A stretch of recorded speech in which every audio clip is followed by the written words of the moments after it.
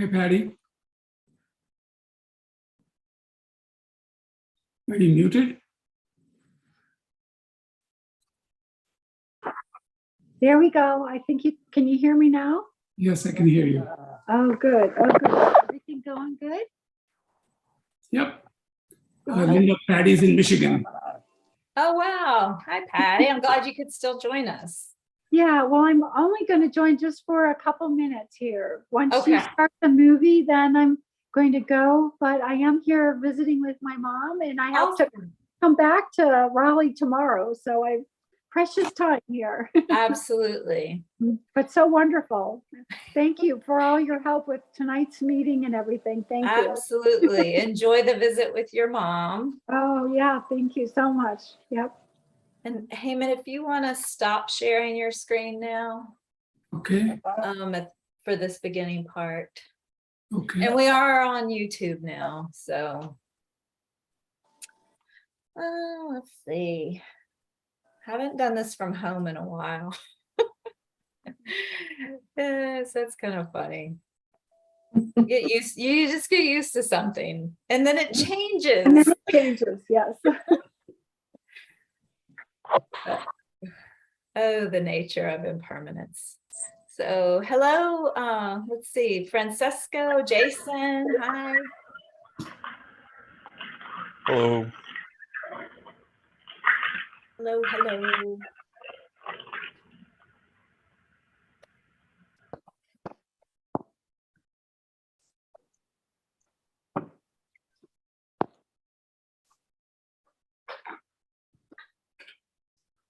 Hi, Anna.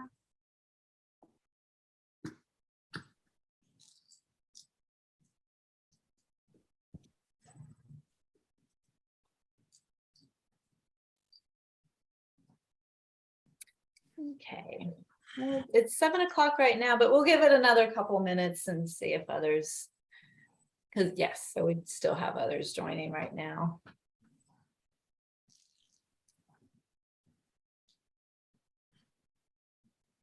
You were a busy person this weekend. I saw some pictures, so that was nice.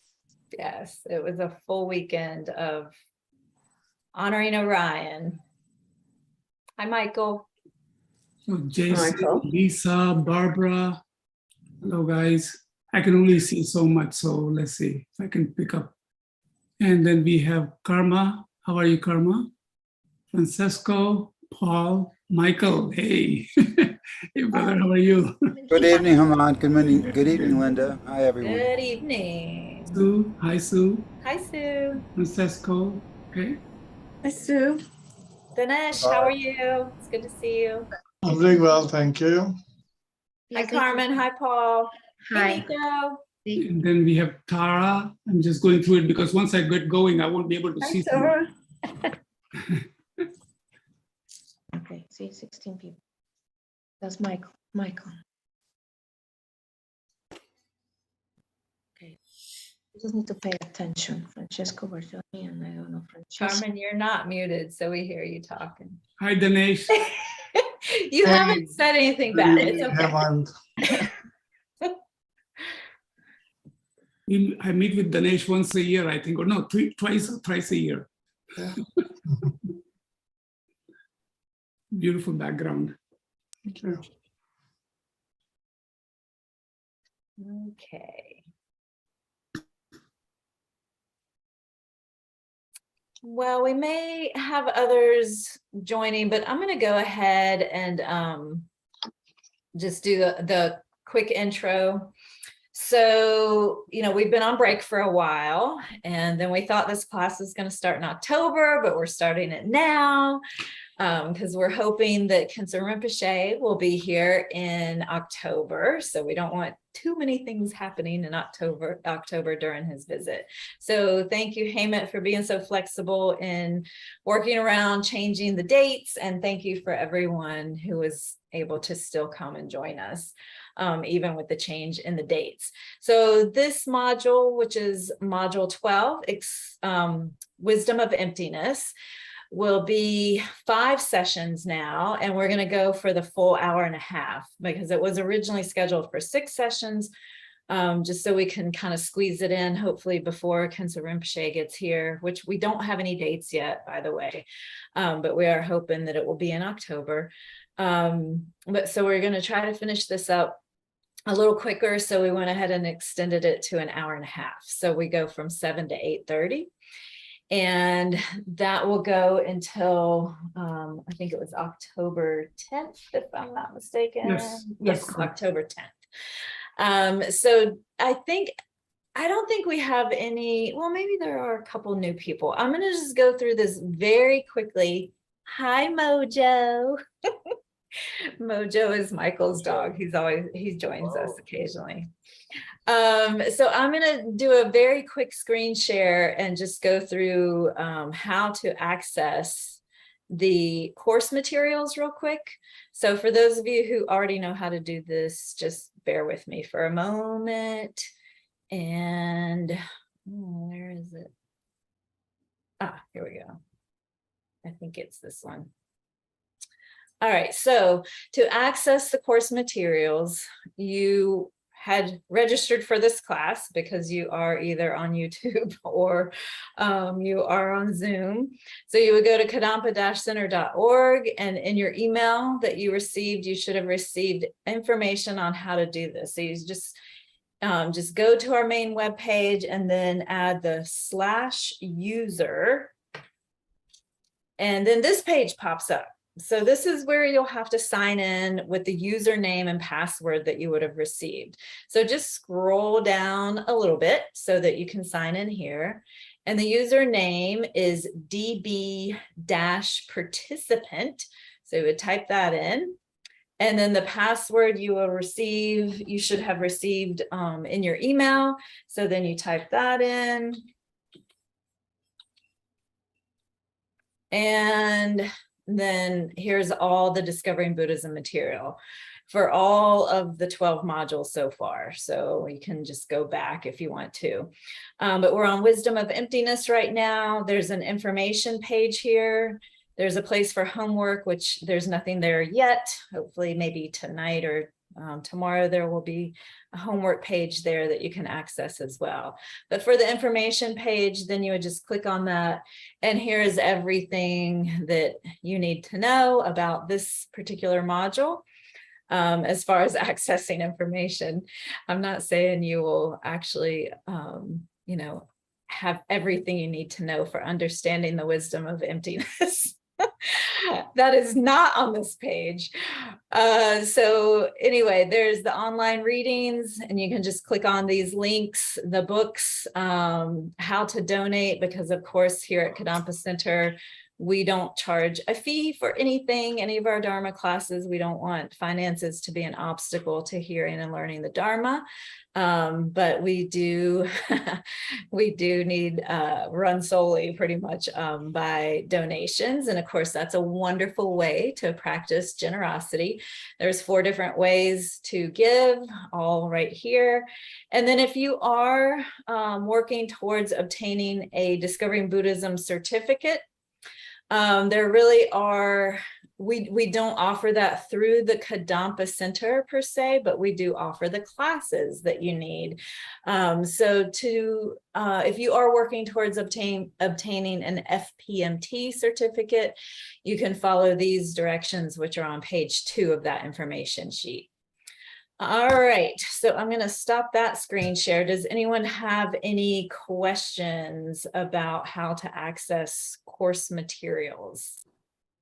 Okay, and is everyone hearing me okay tonight?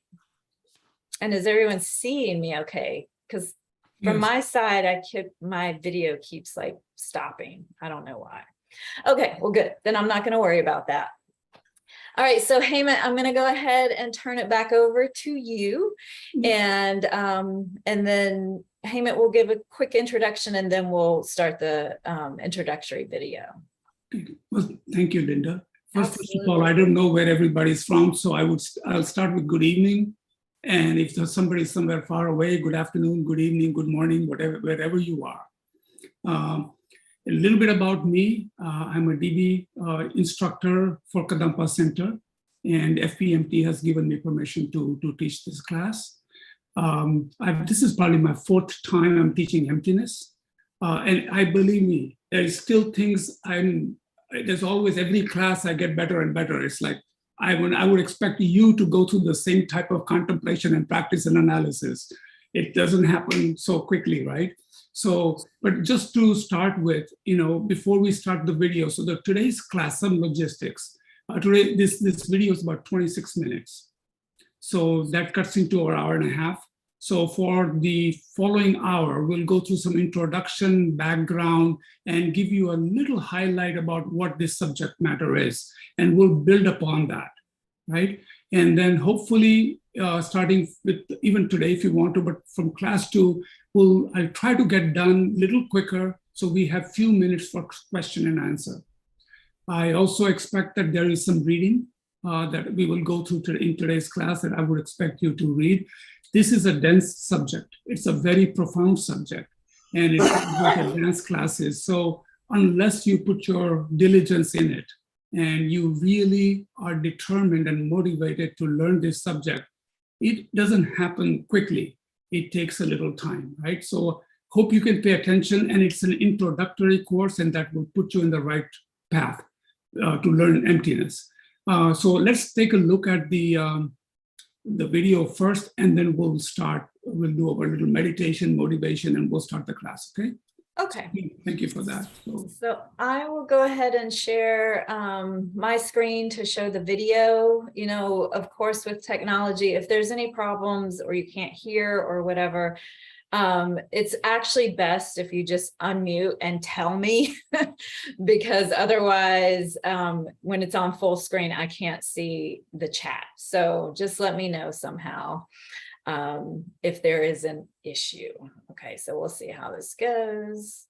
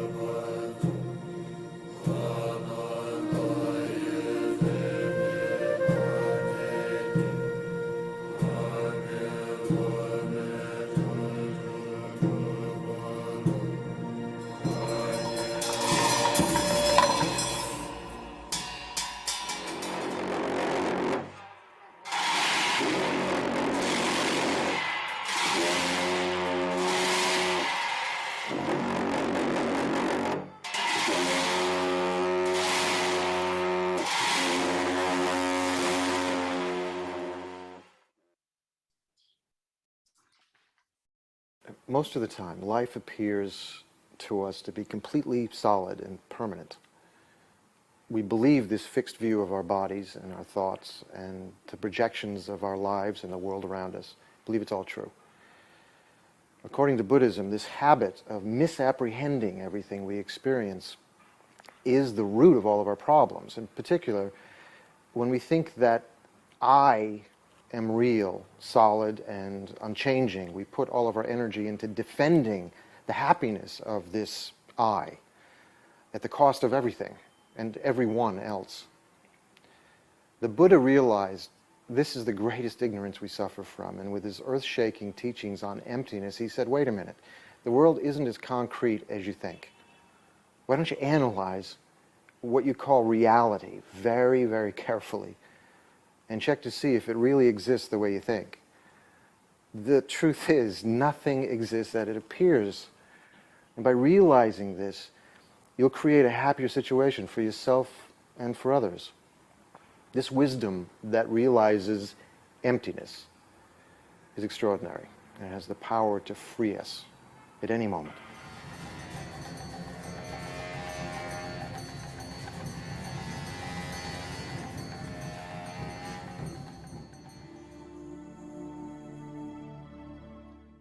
The Buddha's wisdom teachings on emptiness are complex and difficult teachings, not easy to understand. It's particularly important that one prepares the mind before listening to these teachings with an appropriate motivation that opens the mind to being able to understand and absorb them. This is similar to tilling the soil of a garden in order to be able to plant the seeds of enlightenment. Therefore, now, in your mind, make a strong determination, generate a strong motivation to be able to traverse the spiritual path, to understand the Buddhist teachings on emptiness, in order to free yourself from the bonds of samsara and to reach enlightenment in order to be able to also free all suffering living beings.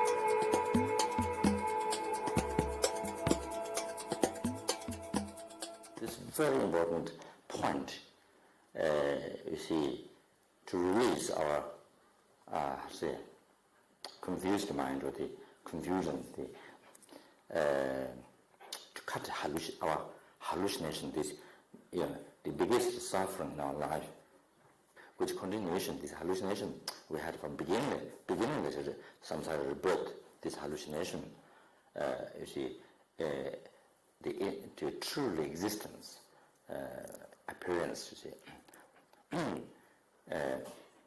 that which is apprehended by the root of samsara, which is apprehended by the ignorance, the king of the delusion, see, the ignorance, the mind not knowing the ultimate nature of the phenomena, then, such as the mind not knowing ultimate nature of the I, which is the root of samsara. So therefore, this is a very essential point to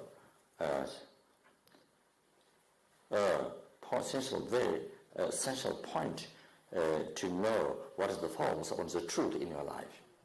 So in that realization is, first you have to recognize objectively the false I, which is the, you have to recognize the false I, which is false. Which root the ignorance, not knowing what is I. Even though we think I 24 hours, we talk always I.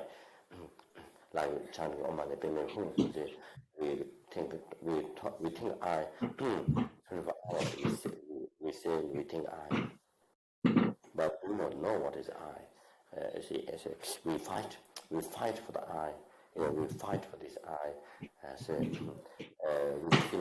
We kill even for this I. Even we have to kill people, other people, other sentient beings. Create so many, give so many harms. Killing, stealing, social conduct, telling lies, so many harms to give so many harms to others for this I, for to protect this I, for the happiness of this I, to give happiness to this I. But we do not know, but no idea what is I. See, no knowledge of what is I. This false I is the inherently existing I that which appear to you, even though it's merely labeled, but appear you not merely labeled. So this is there, this appearance there, from beginning of the book up to now, but you never recognized that that is false.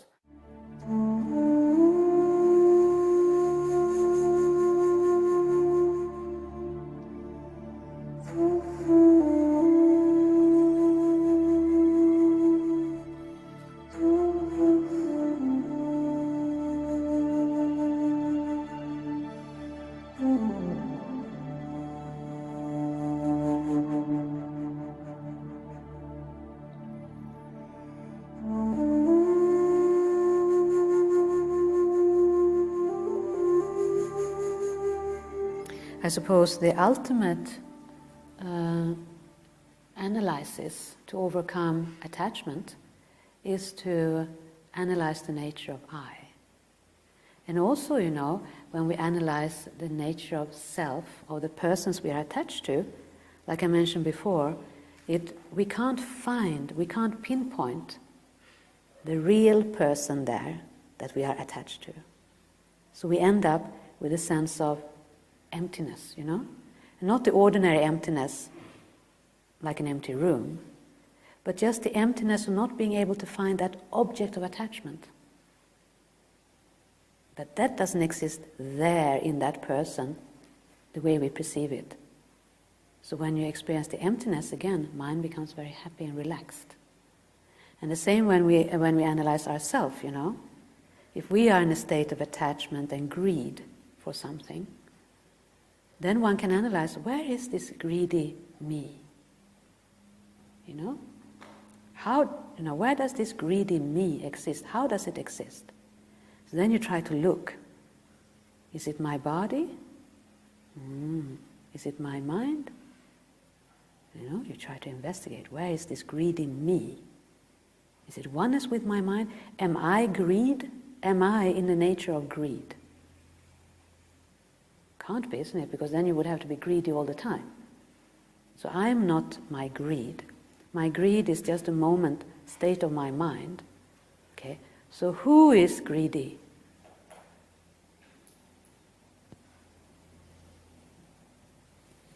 You know, when you research inside, you can't pinpoint this independent self that is sitting there somewhere being greedy.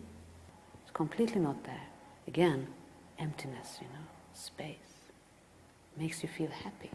Suddenly, greed is gone because there's nobody there being greedy.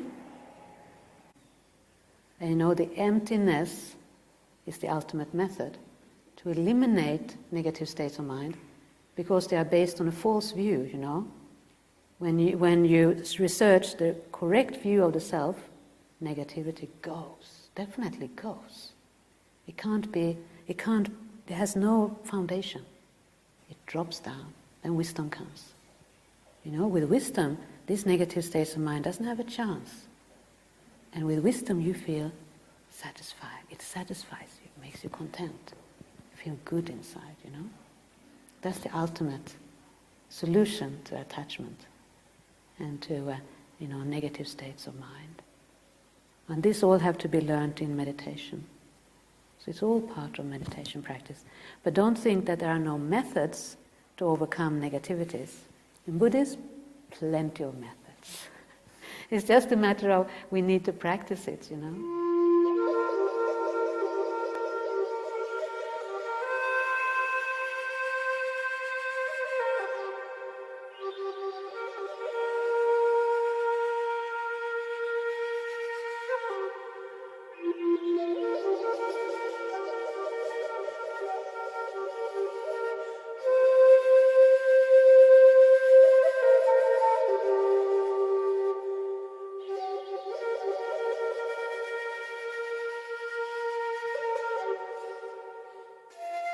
According to Buddhism in general, you have the conventional mode of how things exist, which is the Davidness of David and the carpetness of carpet and the cupness of cups and like that. They've all got their own distinct conventional mode of existing, and they're all kind of within that context exist, conventionally speaking. Then you have the ultimate or final mode of existence of things, okay? And that's, if you like, the same for everything. So ultimately, Buddha would say, ultimately, Buddha would say. You cannot find inherent, self-existent glassesness. Glasses are empty of being inherent, findable, real, in and of themselves glassesness, which is how we grasp at everything, Buddha would say, due to this fundamental ignorance in our mind. It is empty of that, and empty in this sense simply means lacking that type of existence. But the ignorance within our mind, Buddha is saying, which is completely pervasive, absolutely clings to that, believes it, sees it 1,000,000,000% unceasingly. And it's a total, big, fat, rotten lie. And it's the mother of all lies, the cause of all suffering, the cause of universes, finally, the cause of everything. Okay, Buddha says it is empty of all of this. Ultimately, you cannot find glasses. Ultimately, there is no glasses from its own side. There's no David from its own side. There's no carpet from its own side. There's no kaka from its own side. The emptiness of everything, the emptiness of kaka and the emptiness of you is the same. All are empty or lack an ultimate reality, a final reality, a findable inherentness. Conventionally, nevertheless, we indeed can point to glasses, not a problem. There are glasses there, and it would be very stupid to call it a cup. You'd be in trouble. Coffee would burn you. So the thing is, right now, there's this huge contradiction when we hear about, oh, there are glasses. Grasp. No, sorry, there are no glasses. Oh my God, chuck them out with the bathwater. We go too far. We have these two extreme ways of seeing. So we either cling to everything as having an inherent eternalistic nature. Now, interestingly, philosophically speaking, Buddhism would say that Christianity and Hinduism and Islam have this view. Just talking philosophically, not being sectarian here. Okay? Have the view of real, solid, self-existent something, real, solid, self-existent out there God, real, solid, self-existent soul. Buddhism would assert that it's not possible to be this. Buddhism would argue with the Christian and say, you've got the wrong end of the stick. Yes, there's God, but Buddha, but it's interdependent. Everyone can become it, like I was saying before. It's just a philosophical discussion. And that the view we have of self-existent God out there and soul and absolute and permanent and inherent is a product of this fundamental ignorance that posits that, therefore doesn't see this. So these two extreme views we have, either the nihilistic one, chuck the baby out with the bathwater, or, oh, grasp, you know? And these are the instinctive ways that our mind thinks now. So what Buddha says is there's this view that ultimately there is no glasses, but the more you understand how there is glasses conventionally in its appropriate way, the more you get that it's empty. And the more you realize how there is no glasses from its own side, the more it helps you understand conventional. Okay, the shorthand for conventional reality is dependent arising. That means it's a dependent arising. It arose in dependence upon causes and conditions. Now, karma is causes and conditions for me. Right now, because of ignorance in my mind, I cling to and believe in a self-existent, real, solid, out here, schizophrenic, separate, made by somebody else, hopeless victim me-ness, which gives rise to attachment and anger and pride and jealousy and all the suffering, right? All coming from this fundamental ignorance, this fundamental misconception that is the exact opposite of the truth, that I'm a completely interdependent scenario. So because everything is empty, there can be even karma. Therefore, there is no real glasses. Therefore, there is no real Rabina, self-existent, solid, poor victim, mean, nasty, horrible David. They are the creations of ignorance.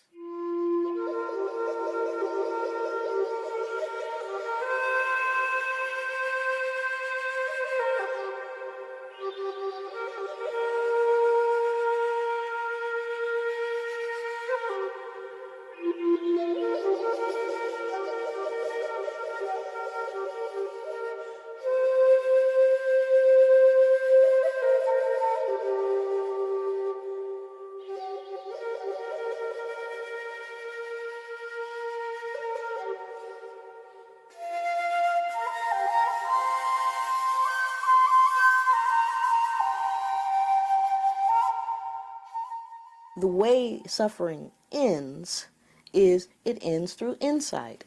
And it's the insight that comprehends exactly how it is that the self actually exists. It's the insight that shows us, that tells us directly that this self is impermanent, exists in dependence on other things, not independently and all in its own right. And so with that, having gained insight about how we ourselves exist, we can put a complete end, we can burst asunder the ignorance that was the root cause of samsara. Therefore, gaining wisdom is equivalent with gaining enlightenment.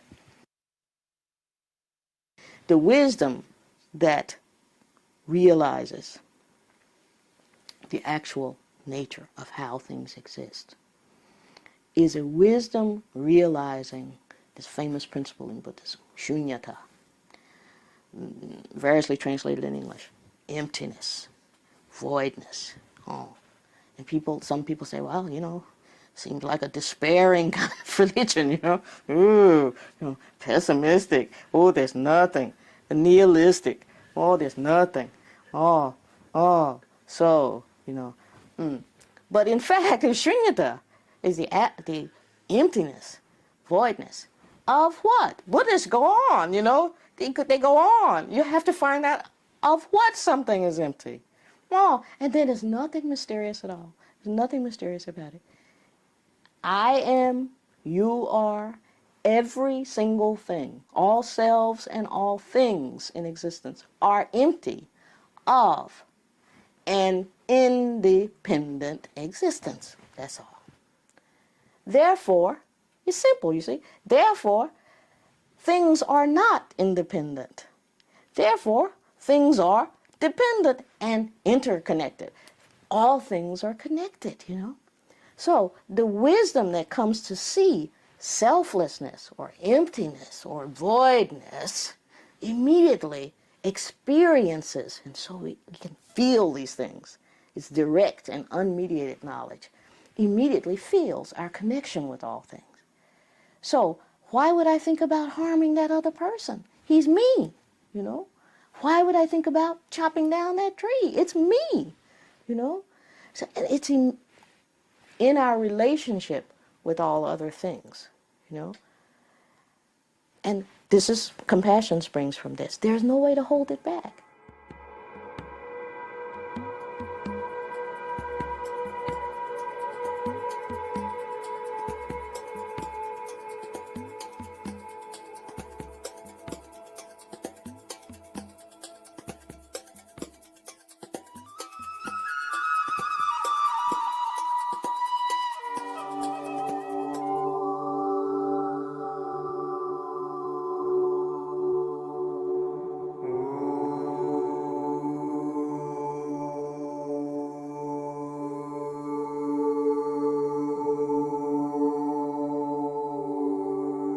On a conceptual level, I think it's really important to explore the nature of emptiness from a logical point of view. That it's impossible that we exist in our own separate islands and that we exist from our own side totally. We are dependent arisings. Everything about us is dependent on a previous moment and dependent on causes and conditions. And that's the same with everything supposedly out there, is also not there from its own side. It's not powered from purely its own side. It has no concrete longevity to it. We're all in process. We all have a prior cause. We're all in movement, moving to a new effect, which is the cause of the next effect. There's nothing concrete about any of this. And the appearance of concreteness is ignorance. That's the thing we're fighting. Now, the essential antidote to that is to at least have a strong belief in emptiness. That things are empty of inherent existence. They're empty of that solidity. There's empty of a me-ness, of a you-ness, of an I-ness. And when you take that, as His Holiness says, you take the mantra of me, I, out of the mental sphere, it has an incredible transformative effect. Also, you start to understand the interconnectedness of all things. Even on the simplest level, there's nothing that we see around us that we did totally ourselves. Now, being able to detach a little bit, having some experience of emptiness, even if it's imaginative, you can detach from that kind of identification with emotion and with mindsets that create a kind of static solidity to all events and situations. So clearly, as an actor, I got to be able to do that all the time, moving in and out of seemingly operatic, emotional, and conceptual situations, and try to maintain a sense of cleanliness about it all. That it is, in the end, just a narrative. It's just a story. And the story comes and it goes. But that space that it emerges from remains. That is solid. And that's that space of openness and clarity, of knowing. It is uncontained, has no center, has no boundaries. Yeah.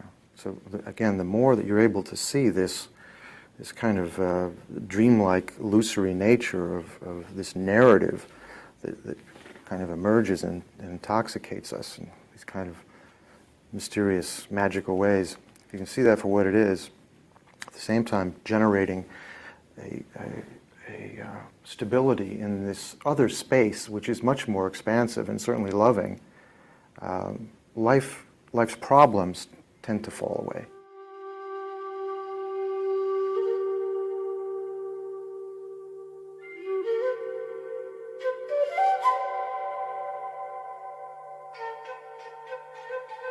I think it helps me get less emotional about things. Not dull or indifferent, but just less attached to my feelings towards something, because how I'm seeing it is only according to my karma. And if I like it, then I can be happy with my karma. If I don't like it, I can be unhappy with my karma, but having the emptiness is I think that's a real refuge. That's the liberating part. Knowing that what I see, if it's horrible and terrible, I'm having a bad time, it's okay. It's just what I'm experiencing right now. Nothing to do with reality. Nothing to do with something that is there. If I really take refuge, I think it's really taking refuge in the emptiness of myself, of everyone, and of the things I see.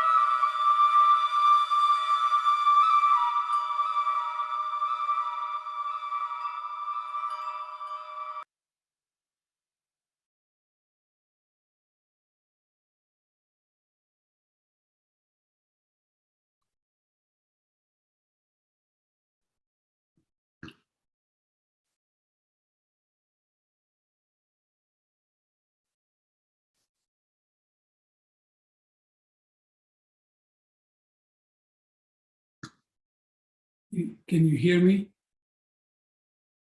Okay. All right. Yes, we can hear you. All right, great. I'm going to put this in my presentation mode here. Give me one second. Okay. So let's do this. And my apologies to everyone about the Give me a double second. subtitles. I was trying to get them fixed and I couldn't. I was making it worse than it was. So apologies for that. No problem. Well, again, welcome back. That was a great introduction. Again, we will unpack some of these words. For some of you that have taken these classes or have gotten involved, you may kind of click what they're saying. But for a lot of people, just the word emptiness itself is confusing. So what we'll do is we'll take some areas, you may see my duplicative way of talking is that you say a word, it's like, oh my gosh, what was that all about? But then I will unpack it. So take your time, listen in, and we'll slowly and steadily, hopefully, some points will stick with you to enough for you to understand what we are talking about, okay?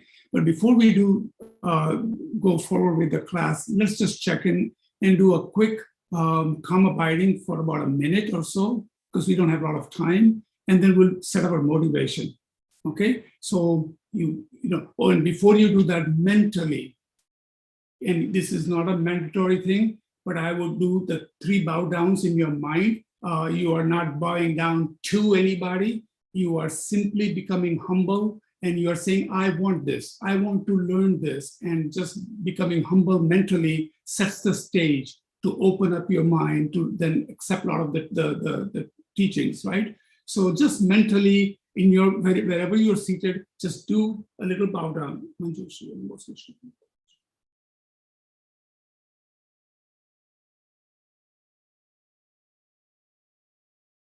In a very short, when you are bowing down, it's proper to think that you are saying, I want this knowledge. Give it to me. Okay? In many other faiths and other places, it is bowing down to somebody. A lot of people get offended by it. I don't bow to anybody, but that's that big I in there, right? I don't do this for anybody, right? So that kind of stuff. So this is basically humbling yourself to say, I'm opening up my mind. Please come in. Okay, so that's one way to look at it. So let's get our back straight. If you're seated on a chair, put your feet down. Okay, and then your arms are loosely on your lap. Hands about 2 or 3 inches below your navel. Right hand over your left. And the thumbs are touching in a form of a teardrop like this. Basically just taking a nice straight position. It's called the meditative position. Some people in Buddhism call it the Vairochana form, perfect form. Some people do full lotus, some do half lotus, and many of us can sit, we have to sit in a chair. So it doesn't matter, just as far as your back is straight. It's not leaning back and it's not too forward, just like a stack of coins, nice and straight. Okay? Your head is slightly tilted, inclined slightly forward. You may gaze on the floor or in front of you, and your jaw and mouth are relaxed, teeth slightly apart, lips slightly touching. And remember, these positions were made for many reasons. Your energies that flow through the body. If you're going to sit for a long time, you don't want to sweat under your arm, you don't want to lock your jaw, you want to be in a comfortable position. So a lot of these techniques or sitting positions were developed. Your tongue is resting lightly on the upper palate, the tip touching the back of your upper teeth, and your eyes are either shut or slightly open. It's preferred to have a slightly open because you don't want to fall asleep, and slightly open to be aware. But your mind, you're looking within yourself, okay, your mind. And what we're going to do is just scan your body and see anything is tight. Just get comfortable. And what we're going to do is we're going to do a breathing meditation. This is called the calm abiding meditation. This develops concentration, okay? And it reminds you of focusing onto something. Breath is neutral. It's easy to focus on a glass or a deity or a book or something, but this is purely breathing, which is absolutely natural and neutral. And what you want to do is put your focus onto your breath, either at the nose where the breath is coming in and out. For some people, they like the abdomen. When you inhale, the abdomen goes out and then in. And all you're trying to do is as you breathe in and breathe out, just focus on your breath. Okay, that's all you have to do. Now, what happens is you will see that your mind wants to wander. It's late in the evening. Some people may be hungry. Some of you ate. Somebody wants to go to sleep. All of these things come in your mind. What you want to do is say, okay, I see you. I think this way, but oh, my job is to come back and focus on the breath. So you're consistently bringing back and letting your mind know that you need to come back and focus on the breath. Let's just do that for about a minute, okay?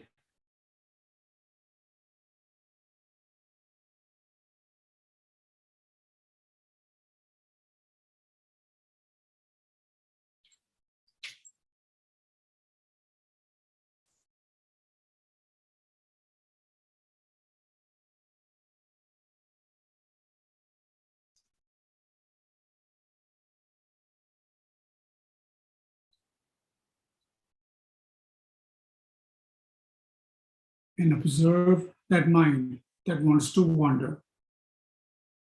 Think of it just like the clouds in the sky. They come, but then they go away, and then you see the bright sky.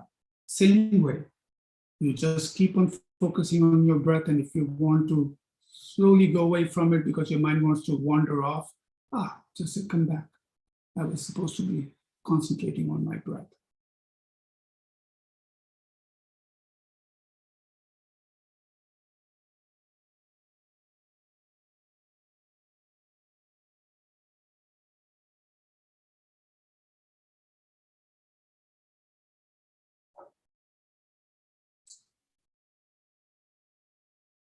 Okay, with a slightly comfortable, calmer mind, let's set our motivation. Okay, and remember, everything we do has a motivation in it. If you want to get up and go, you have to get up and open the door. So you have to have a motivation and an intent to really do something. So in this case, let's set the intention for a moment, collect your thoughts, and think this is an opportunity to transform our minds by listening to the most profound subject that Buddha taught. It means by which a person can achieve liberation and supreme enlightenment. Regardless of how profound the subject matter is, how blessed the setting is, how capable or incapable the teacher is, whether or not we actually advance ourselves on the path to liberation and enlightenment, it all depends principally on the motivation behind the action. So listening is the initial step of our spiritual development. No matter what form it takes, listening, reading, discussion, watching His Holiness's DVD, all of those things. And so as we embark on this voyage into the nature of reality, we need many different skills. We need to be selective in our reading and listening, sifting out of authentic texts. So the books you read, there are plenty of things around, but try and follow a lineage teaching so it is maintained from the Buddha down to you, to the teachers. So you have to be a little discriminative on what you read. To be perseverant, to get the actual meaning, we have to study them, listen to the teachings from a qualified teachers again and again. Listening without assimilating what we are listening is useless. So think about that for a second. You know, it's in the ear and out the ear. So you want to really assimilate it, concentrate on it. So the second step is contemplation. So think about that. You know, when you see something, a movie or anything, it makes most impression is when you really think again. After you are done, you think about it. It settles in. Oh, that was great. So you need to contemplate. So not only study, listen, but contemplate. Contemplating means absorbing more deeply whatever we have heard into our hearts. For instance, hearing that ignorance is the root of samsara will not get us closer to the freedom from suffering unless we apply that knowledge and understand what it means. The key is to know that contemplation means to investigate what we have heard, to come to know as much as we can about it and to understand it deeply. and then we meditate. Only then we are ready to start to meditate on it, which is the third of the 3 steps of understanding. So therefore, bring your attention to your ultimate objective, which is to achieve supreme enlightenment and to benefit each and every living being. We have found this unique opportunity, met with the teachings of Buddha, the perfect and complete path, and you want to take advantage of it so that we can become a perfect cause for the happiness of all living beings. This is hard to resist. So try to generate that state of mind and engage in this effort to achieve that supreme state. Imagine that all living beings throughout this universe are in anticipation of this moment. And by the effort that we generate now, they are going to get closer to their liberation.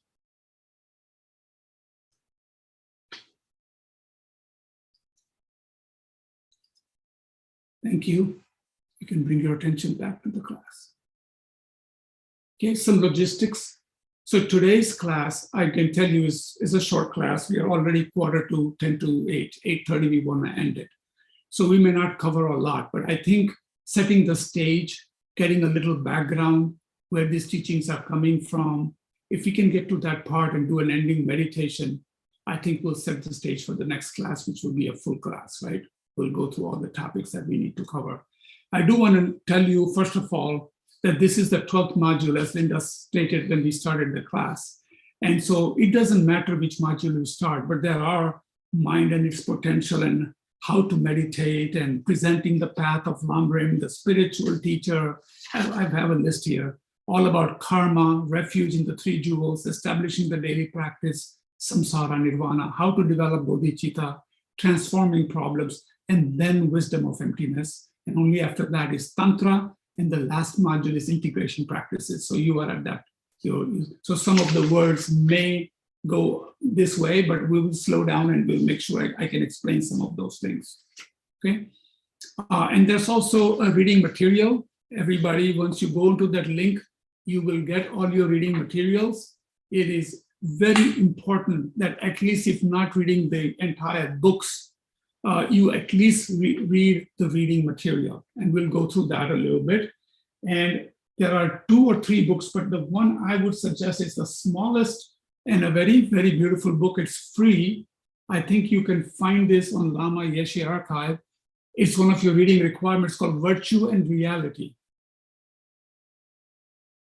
They've listed a bunch of books, right? They've listed How to See Yourself by Holiness. This is in the bookstore sometimes.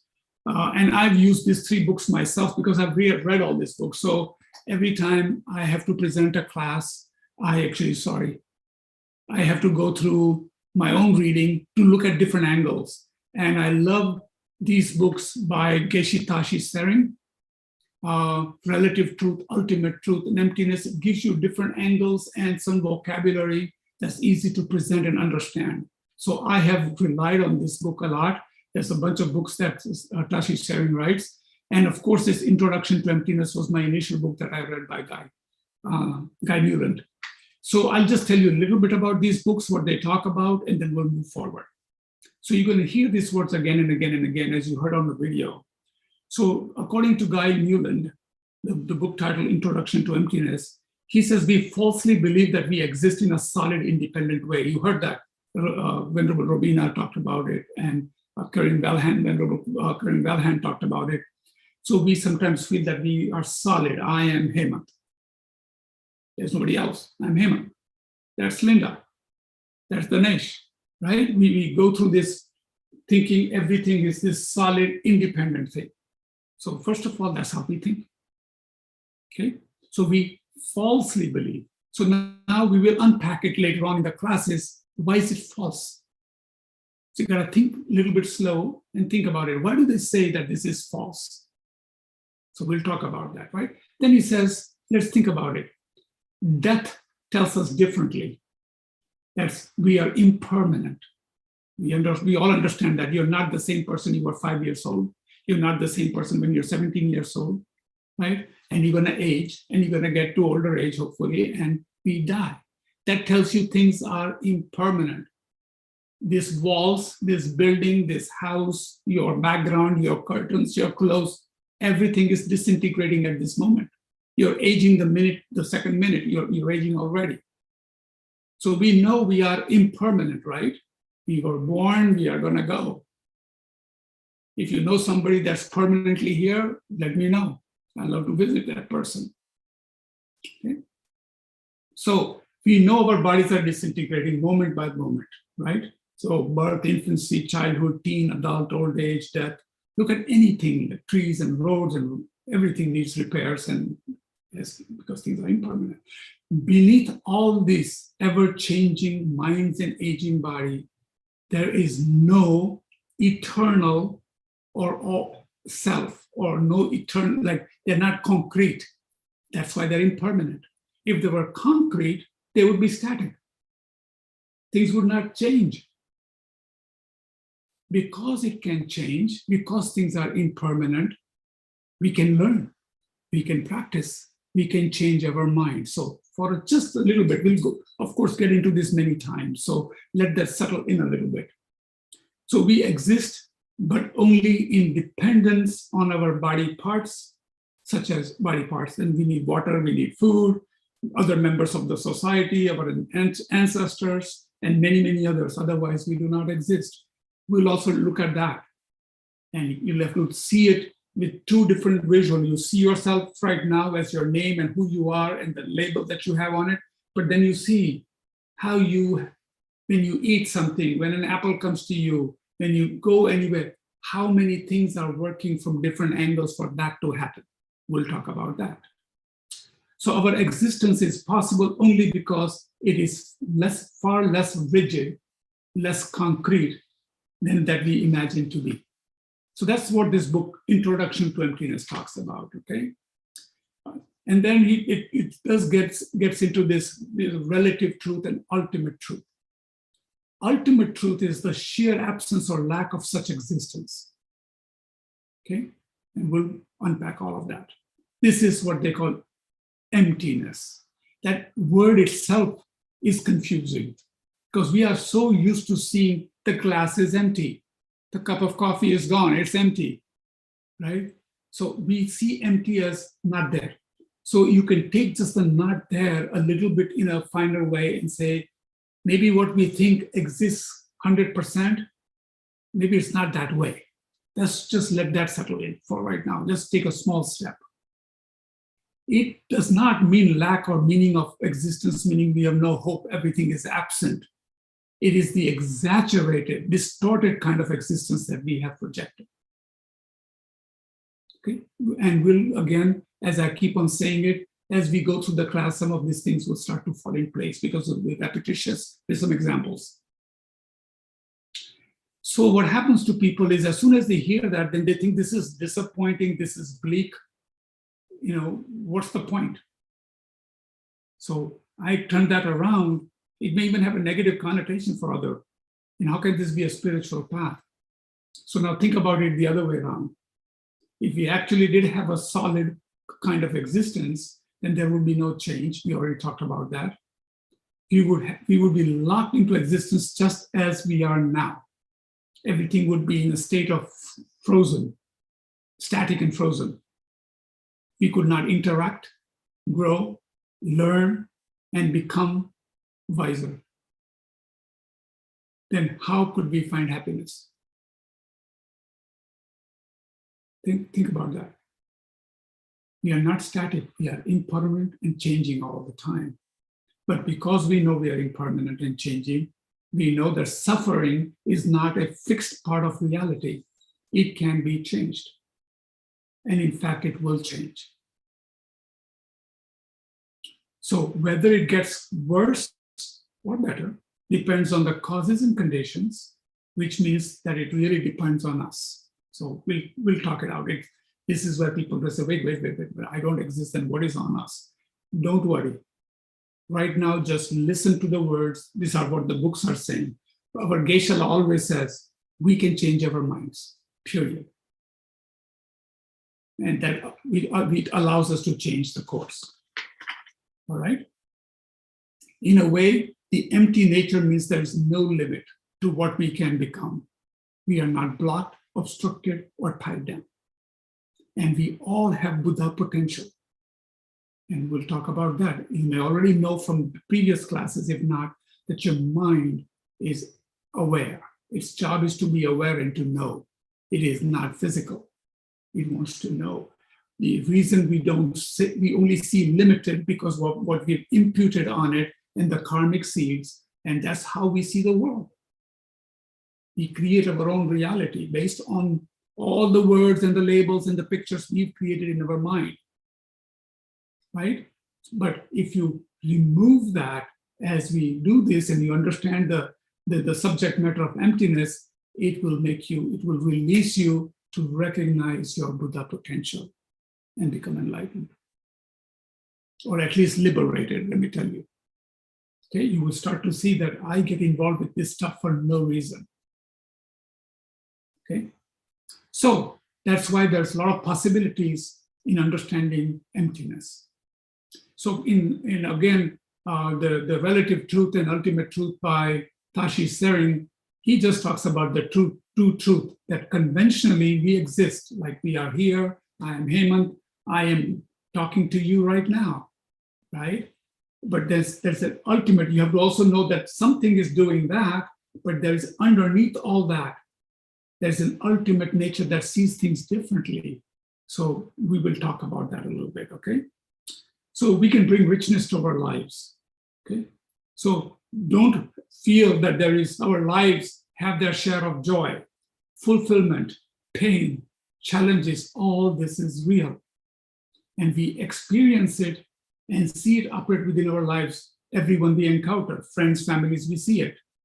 But to really be effective, we need to understand that what is happening at a deeper level, beyond these conventional dependencies that rule our hearts. At this level, there's a fundamental mode of existence that all things and events share. Everything becomes one. At this level, there is no diversity, no differences, okay? And this is what this subject is about. We're gonna learn that. How does that happen? What does that mean? Because it's easy to say we are not concrete and everything is dependent, and that's emptiness. Well, then there's no class. But what we need to do is slowly take you through the stages, and there will be some modes where it's like, oh, I didn't get that. But hopefully it will get, so more and more you study this, do your readings, and come to the class, we will unpack some of these confusion. Okay. Any questions about these books? And the last book is a much, much heavier dose, but it starts very good. It talks about details of Buddha's teachings on the subject matter, that it comes from Buddha. His essential teaching is on the compassion and ethics combined with the wisdom that understands the nature of reality.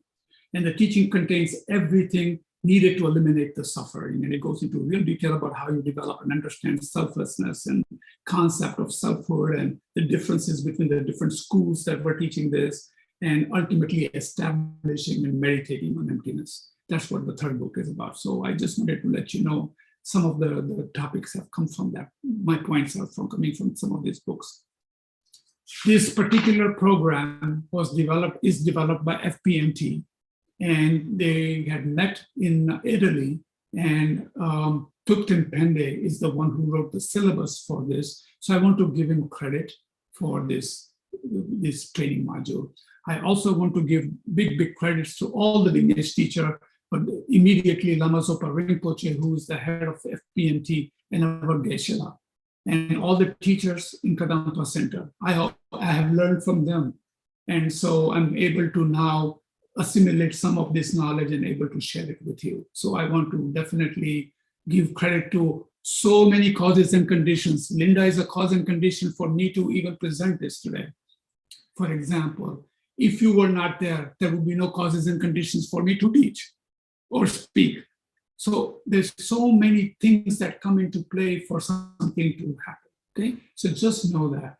And we are following the steps of the greatest masters all the way from Buddha, and you will get familiar with the name Nagarjuna, Chandrakirti, Santideva, Bhava Viveka, Aryadeva, and all of those things. I don't want to create a lot of jargon, but those some of these things, this subject matter is such, it becomes technical in nature sometimes. So you have to kind of get to know it.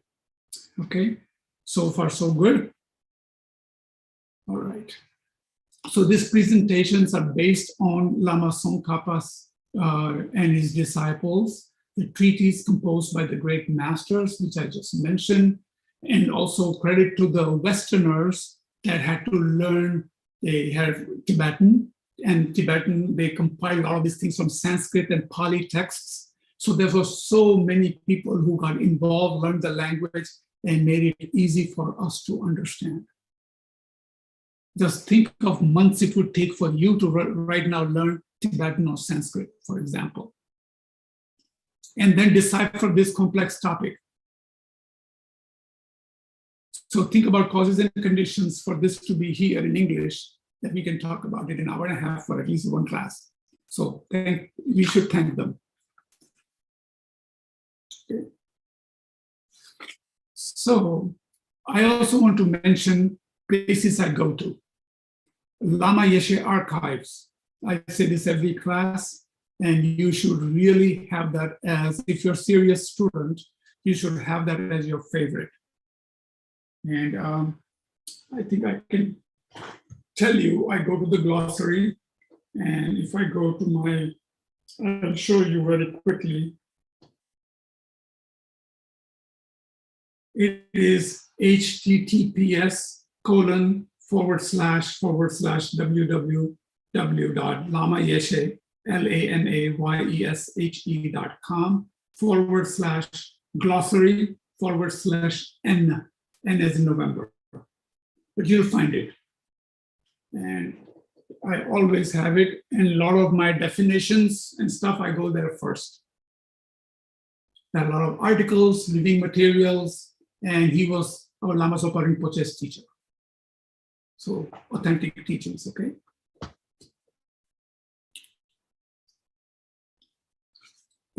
The course reading requirements, I think I've organized it in the way I would like you to read. The first two are very small, just 2 or 3 pages. I don't think so they're long. The 2 truths, the relative truth or conventional truth and ultimate truth. That's much better than I can do right now in 5-10 minutes, but you should read that. Non-duality.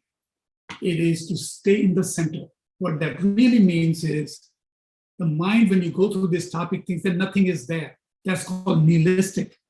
That's not good. Something is there and you're saying it's not there.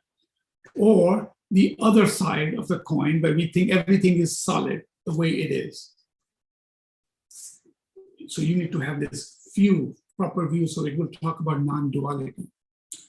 Then it takes you to a little advanced thinking. So when we talk about emptiness, we're still talking about the examples. I look at the trees and look at the building and all that, but truly comes to us. We think we exist concretely. There is something in me that says I am me. So we will be looking at Seeking the I by Lama Zopa Rinpoche, very nicely explained. Okay, and then we'll later on in class 2 or 3, I would expect that you start. And the Seeking the I is a couple of pages, so you don't need to finish the whole thing, but at least get to the first 3. And I think seriously, if you want to understand this course, it will help you. Okay.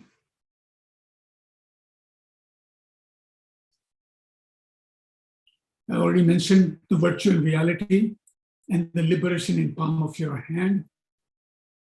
For those that have the blue book, if you do not, you can get an, I think, PDF version if you want to. This is the go-to book, right? This takes all the Lam Rim teachings, the stages of the path to enlightenment, and Kadampa Rinpoche has really put this into a perfect book, and you need to become familiar with it. If you haven't seen it, it looks like this. I think most of you know it. And then these other 2 are optional for you. I like His Holiness's book, How to See Yourself as You Really Are, because it puts it in a little easier language. It doesn't get too technical. In Heart Sutra, we'll talk about Heart Sutra. So let's learn some definitions because these words will be used again. Okay, so you heard today, dependent origination. What does the dependent origination mean? Also called dependent arising. The way that the self and the all phenomena exist conventionally as relative and interdependent. One small example, just a small example. Let's look at a tree. Okay, it comes from a seed. The seed would not have become a tree if the causes and condition of sunlight and the water was not there. The same seed put on north side of my house would not grow as much as it would grow on the south side. Okay, now think about the water. It has causes and conditions for it to rain or somebody to give water. Water comes from somewhere else. The sunlight, the rays, the trees in between, there's so many things. And then that seed comes from a fruit or a pod. The pod comes from another fruit or another tree. Okay, and it goes on and on and on. And then when suppose it's an apple, okay, somebody has to take it down. Somebody puts it in a silo, deoxygenates it. It gets onto a truck. It comes to the store. Somebody unpacks it, puts it in a pallet, all the way down to you spending the money that you got because of causes and conditions. And then you finally bring it in the home and you eat the apple, correct? So you see how causes and conditions, how dependent origination everything is. Look at your home, look at yourself. Where did you come from? From your parents. Where did the parents come from? Goes on and on. It can go on. So gives you an idea of what dependent origination means. That means you are not just plopped in permanently. Everything is dependent on causes and conditions. And then we label it. Then I'm causes and condition, and these parts come together, and I call it Hemant. And now Hemant sees Hemant concretely. So we'll talk about that a little bit, okay? So that's what it's talking about. And our mind then imputes that I am solid. Look at me, right? That's what happens to us. Now, if everybody is that way, then we are all connected, interconnected.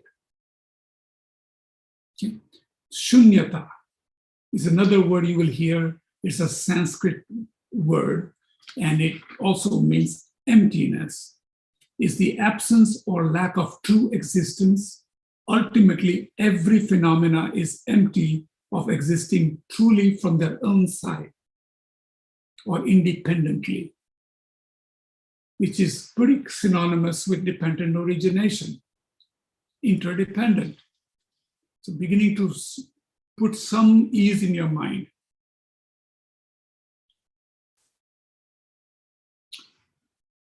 I just want you to become familiar with this word, the aggregates. Some of you know it from my previous classes or other classes, or have read it. But these are, what is an aggregate? These are the constituents that make us sentient being. We have a form, a material image or impression of this form, body. We have feelings, sensations, received from the form. Then our mind imputes on that and discriminates. I like it and I don't like it, and that's tall and that's short and that's big and that's fat, right? We do that. And then we have all these mental volitions or karmic compositional factors going on. If I do this and if I don't like them, this must be that. We make all these things up in our head, believe me, no facts in it. It's simply your imputations, your thoughts. And finally, consciousness or mind. This is what makes us the sentient being. As you will find out later on, that because of that solid feeling, we have ignorance. And simply in English, ignorance means not seeing that which exists. If you did not know what a pen looks like, you're ignorant of pen. But if you don't know how reality exists, you're ignorant of that. And our job is to develop the wisdom to learn that reality. So become non-ignorant. Okay. So, okay. And then understand the word merely labeled. Think about it for a second. Merely labeled. The subtlest meaning of dependent arising every phenomena exists relatively. We've already said how things by moment is changing. So only very subtly, we give it a name, we label it, and we call it something. That's called merely labeled. It's simply made up in our mind. If when I was born, I was not Hemant, because my mom started calling me 20 times Hemant, then I started listening. Right? There was no Hemant, it's simply a name. But then I have a whole bunch of package that goes behind Hemant, who Hemant is and what he looks like and what he does and all this, right? So you can think about that for a second, okay? Right now, just knowledge. And then you'll hear this word prajna, which is a Sanskrit word, means wisdom also. Just in case, I only say this because when you're reading and they'll say prajna paramita, and you will see like, what was that? So your continuity kind of stops because you see a little heavy word. So nothing, prajna means wisdom and paramita means perfection. And all of these teachings or discourses are called sutras. And so when you see prajna paramita, these are wisdom sutras or discourses, Buddha's teachings of wisdom, okay? So that's why it's important to know that word. We have 15 minutes left. What I will do is, let's see if I can, maybe we'll just cover this next time. We'll talk introduction to what Heart Sutra is in short. I can tell you what it is, and then we'll go to meditation. So we can keep the time. I want to make sure that 8:30 we stop. Okay? So Buddha taught perfection of wisdom, and they say in 100,000 verses. Then there were 25,000 verses. Then there were 8,000 verses. And then if you condense that, the Wisdom Sutra, the Heart Sutra, so the shortest form of Heart Sutra, this is the Wisdom Sutra. Okay? So it tells you it's condensed into a very short form. The shortest mantra recited of prajna paramita. Prajna, the meaning and definition was wisdom. Paramita is perfection. Wisdom perfection sutras or teachings, discourses. See, that's how the words come in. Literally perfection of wisdom. And this teaching Sakyamuni Buddha gave. And then if you condense even, so the word mantra, when you look at Heart Sutra, you can see it as a word mantra. Word mantra means, it comes from the word manas, meaning mind, and tra, meaning to protect. It protects your mind.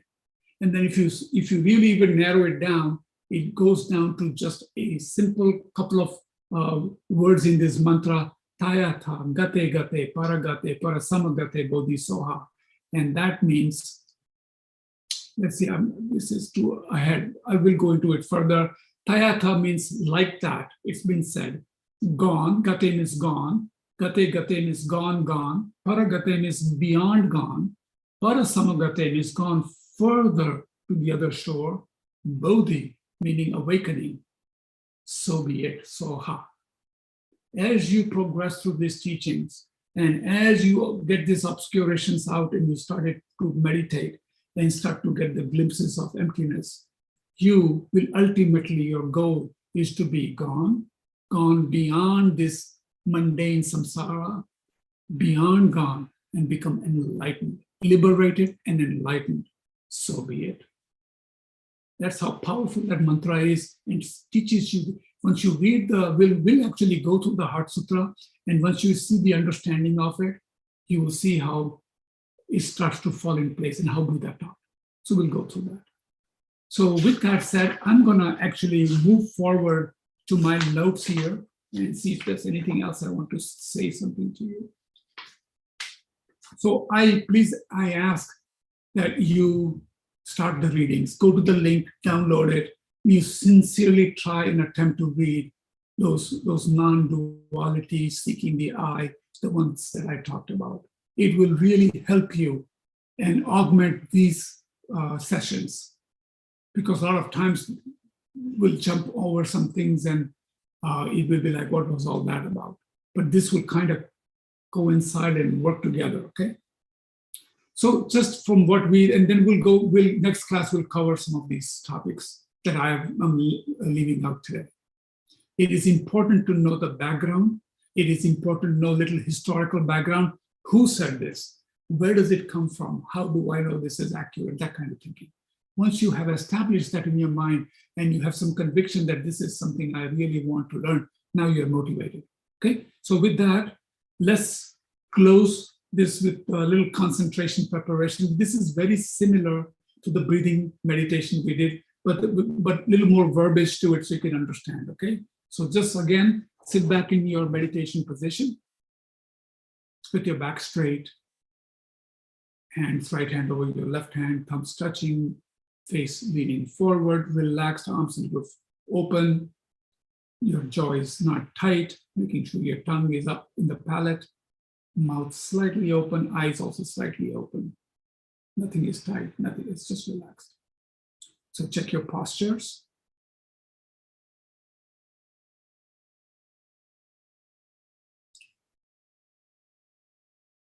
So recognize that the time we give to meditation is extremely small, and give yourself permission to let go of the past and future and remain completely present for this sensation, this session of meditation. What we'll do is count 7 or 21 cycles of natural breath while paying special attention to the sensation of the breath coming in and out of your nostrils. So set your motivation for this meditation session by recognizing the innate wish for happiness that is shared by yourself and others. Acknowledge your deep longing to not only stop the suffering of yourself and attain personal peace, but also your sincere wish to stop the suffering of others.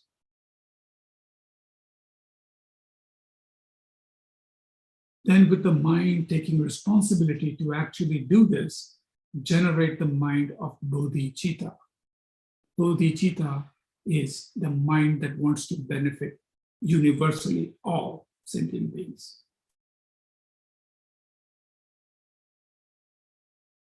That is the wish to attain perfect enlightenment for the benefit of all. Therefore, I am going to do this meditation. During this meditation, we will cultivate concentration. And why? We need a very good concentration to cultivate knowledge of emptiness, especially the direct experience of it. And you may have noticed that from time to time during this session, you had fleeting glimpses of what we were discussing about. Or when you saw the video, you got a little snippets of emptiness or certain words that may have created some visual or thoughts. We need to hold such understanding to expand it.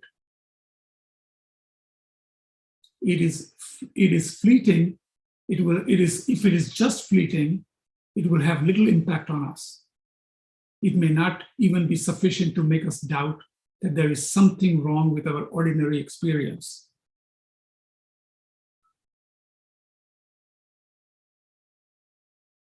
So the objects, like the appearance of the object that we negate, or we say it's not the way you see it is, are difficult to grasp initially, let alone be objects for us to practice cultivating concentration. So let us start with something easy like a breath, right? And watch your breathing without distraction. And just take notice of such movement as your belly rising and falling, or the sensation of air passing through your nasal passages. You do not need to think a lot about breath. Do not conceptualize it about the oxygen in the air and passing through your tissue or lungs into the blood, etc. Just let it naturally flow. Just take note of the fact that you are breathing, and do not let your mind stray from that.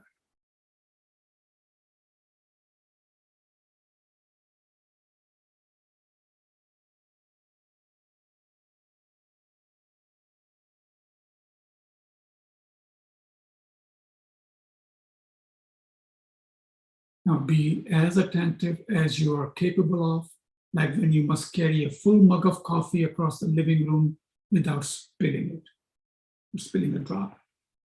Maintain this level of attentiveness without loosening your hold on it.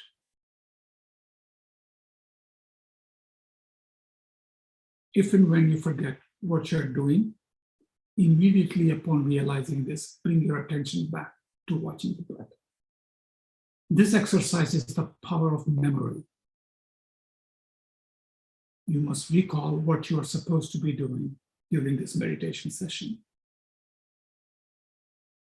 And your first goal is to minimize the time you have forgotten what you were supposed to do.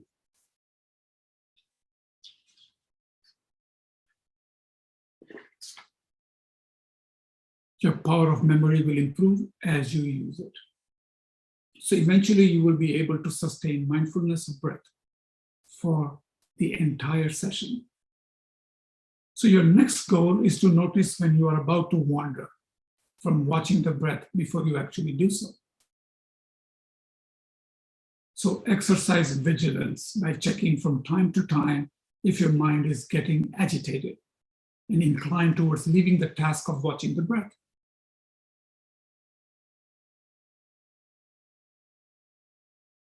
And immediately upon spotting this, you must counter this inclination with discipline. One way to do so is by recalling that although breathing is not very interesting, the concentration that you're developing will enable you to develop your knowledge and experience of emptiness. If you don't do this, you will wander forever in vicious cycle of existence. So similar to this goal is the goal of being able to notice when you are about to weaken your grip on the attentiveness to watching the breath. Unlike wandering from the object, this weakens your attention and may not involve losing the object of meditation, just weakens it. It may feel like starting to absorb deeply into your mind without resulting in diminishment in mental sharpness, alertness, and strength of attention. So immediately upon spotting this, you must counter it. Brighten your disposition. Recall the advantages of developing concentration and wisdom of realizing emptiness.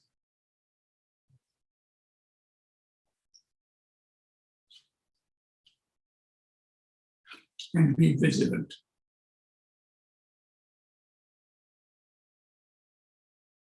So at this stage, you just need to accustom yourself with the object of meditation, in this case, watching breath.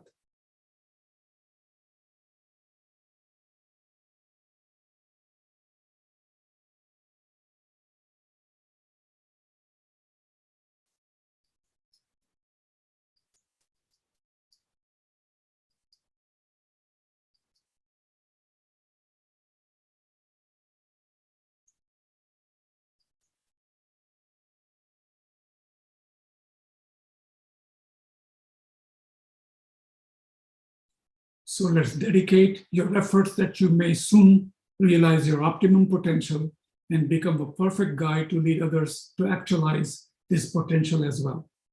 And dedicate your efforts to become a perfect cause for happiness for all living beings. Okay. You can bring your attention back to the class. So next class, we'll get deeper into the history. I will cover the history quickly, where the teachings come from, quickly about the different traditions and schools, slightly differing from each other, but ultimately who we are following, why we are following, and where do these teachings come from. Okay, we will talk a little bit briefly about what Buddha realized under the Bodhi tree when he was enlightened, how he saw how things were connected, and why he cycled through samsara again and again and again, and how we can get out of it. A little brief introduction to that. Okay, and once we get through that, then we'll actually get into our class. And I will not review like I normally do. I go through quite a bit of it. I will keep a short summary just so we can catch up, or people who missed, they at least get that that's what we talked about. So please contemplate on some of the topics we talked about or the video you saw, if you can go to Lama Yeshe's archives or read those reading materials, that will keep it alive in your mind a little bit, okay? So we'll go through some definitions again. We'll talk about what they call 12 links. We'll recite the Heart Sutra, give you a little bit of insight about what it's talking about. When Buddha condensed all that into a Heart Sutra, it is specifically to the wisdom of emptiness. We'll talk about how ignorance creates this misknowledge of reality. And then we'll talk more about these words. You hear emptiness, voidness, selflessness, sunyata. And now think about Chinese, Vietnamese, Tibetan, Sanskrit. All these different meanings, and you see this. Ultimately, we'll discuss that you can apply to for right now, we can see other things as void of something, but for us, our eye, we can call it selfless. So we'll talk about that, why? And this personal identity that we created. And then we'll end with the transition of awareness of death. Why that is important, we'll talk about that a little bit, but we do all of these things till we get to that point when fear we're clinging on to fear and not knowing, and that why that it's important to liberate your mind earlier and have this root of ignorance cut from the bottom, and that is through learning emptiness. So we'll talk about it. Okay, so with that, it is exactly 8:30 or 8:29. Let me know if something comes up. You can reach me. I think my email was in the front slide, hemant_pandya@msn.com, or you can text me. I think my number is, just so you know, it's 919-602-1040. If you have a real urgent question that you need to know before you can even read something, text me. But my goal is to simplify as much as possible, but certain things I must mention because that's how it's taught. So just have patience with me, and hopefully we'll get to some point of understanding emptiness, okay? So thank you. Thanks, Thank you. Hemant. Thank you. Bye now. Thank you, Hemant. Thank you. Thank you. Good all. seeing everyone. Thank you, Hemant. Bye-bye, thank you. We'll see you next Thank week. you, Hemant. Thank you, Linda. Have a great week, everyone. Bye. Bye. See ya.